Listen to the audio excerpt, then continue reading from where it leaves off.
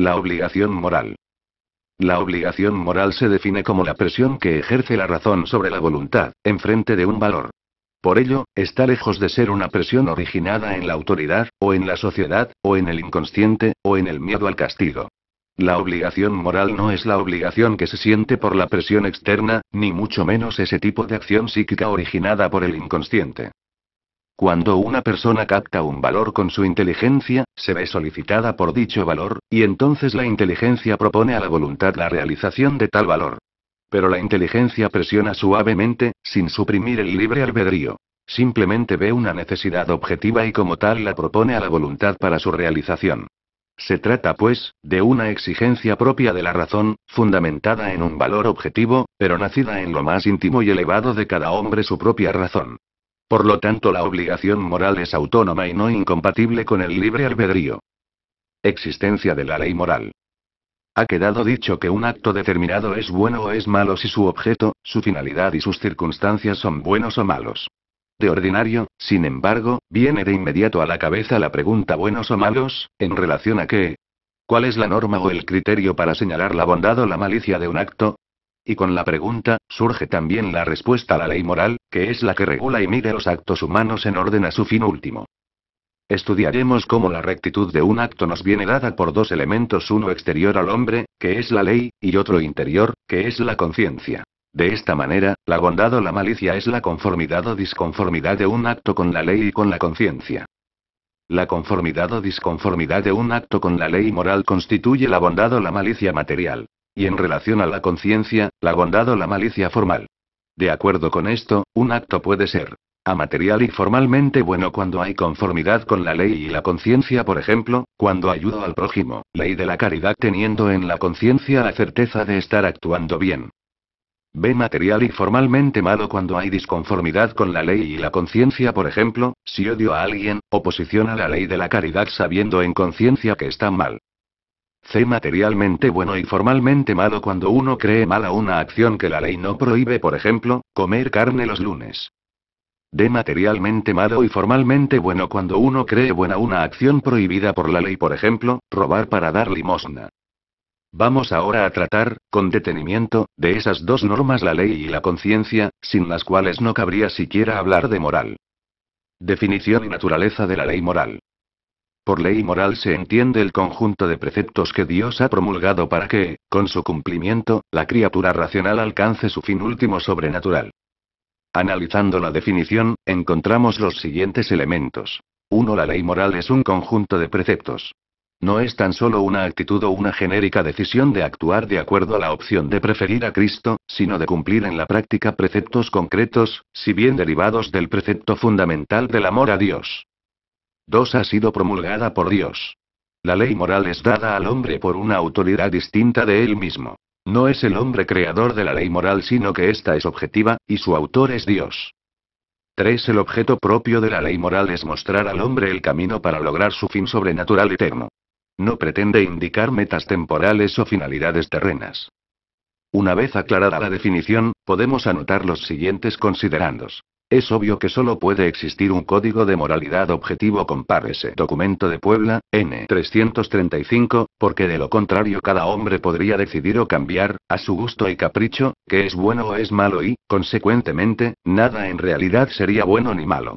Podrían los hombres realizar impunemente cualquier acto que les viniera en gana. Esto, como es lógico, acabaría con la vida social y convertiría al individuo en un pequeño tirano que dicta su propia ley. Sí, como algunos pretenden, la ley moral es algo cambiante, que varía con los tiempos, que depende de las diversas circunstancias de cada época, que resulta de un acuerdo entre los hombres. Cualquier acto inmoral que fuera considerado así en conformidad con las costumbres de una época determinada se consideraría lícito. Según este relativismo, los actos serían buenos cuando se les considerara como buenos, y al revés. No podemos olvidar, sin embargo, que hay acciones que siempre y en todas partes han sido consideradas malas por la mayoría, por ejemplo, matar al inocente. Robar lo ajeno, lo que quiere decir que no son sino aplicaciones concretas de unos principios generales que no es posible eludir. Haz el bien y evita el mal. No hagas a los demás lo que no quieras que te hagan a ti. Principios que estén en la base y son el origen de toda moralidad.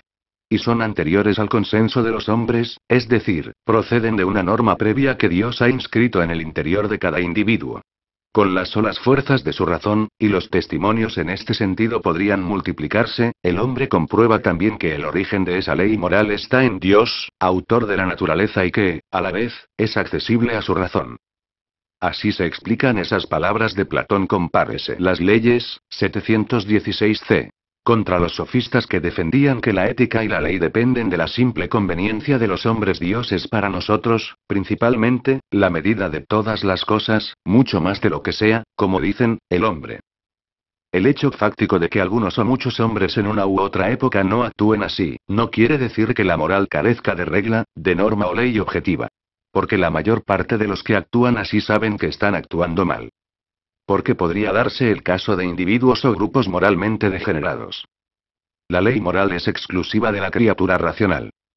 El hombre es el único entre todos los seres animados que puede gloriarse de haber sido digno de recibir de Dios una ley. Animal dotado de razón, capaz de comprender y discernir, regular su conducta disponiendo de su libertad y de su razón, en la sumisión al que le ha entregado todo. Tertuliano, Mar 2, 4. A la ley moral no aparece en el mundo físico inanimado, pues está completamente sometido a la necesidad física y en él no hay libertad. B. La ley moral tampoco se encuentra en el mundo animal y racional, porque los animales no son ni buenos ni malos, actúan naturalmente por instintos. C. La ley moral se descubre solamente en la criatura racional, al contemplarla dotada de inteligencia y voluntad libre. Por la ley moral sabe que no todo lo que se puede físicamente hacer, se debe hacer. La ley moral tiene en Cristo su plenitud y su unidad, ya que Jesucristo es en persona el camino de la salvación. Además, Jesucristo es el fin de toda ley, porque Él es a quien la cumple la justicia de Dios, la gracia y la bienaventuranza. Las expresiones de la ley moral son diversas, y todas están coordinadas entre sí. A ley eterna, fuente en Dios de todas las leyes. B. Ley natural. C. Ley revelada o divino positiva. De leyes humanas, civiles y eclesiásticas. Antes de estudiar cada una de las expresiones de la ley moral, trataremos brevemente de conceptos generales sobre la ley. Definición y división de la ley. La ley, dice Santo Tomás de Aquino STH. IQ 90, A4 en una definición clásica, es la ordenación de la razón dirigida al bien común, promulgada por quien tiene autoridad. Desglosando, encontramos como elementos. A. Ordenación, establecimiento de un orden de medios conducentes a un fin. B. De la razón no fruto del capricho. C. Dirigida al bien común no al particular. D. Promulgada para que tenga fuerza obligatoria. E. Por quien tiene autoridad, no por cualquiera.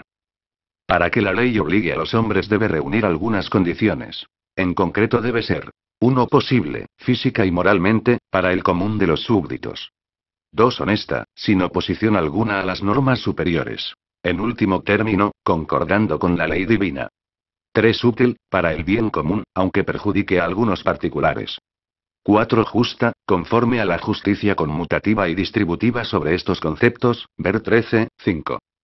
5. Promulgada, debe llegar a conocimiento de todos y cada uno de los súbditos. La división que más nos interesa de la ley, viene dada por el autor que la promulga. Así el autor es Dios, se llama ley divina y puede ser eterna, se encuentra en la mente de Dios. Natural, ley divina impresa en el corazón de los hombres. Positiva, ley divina contenida en la revelación. Ve, si el autor es el hombre, la ley es humana y puede ser eclesiástica.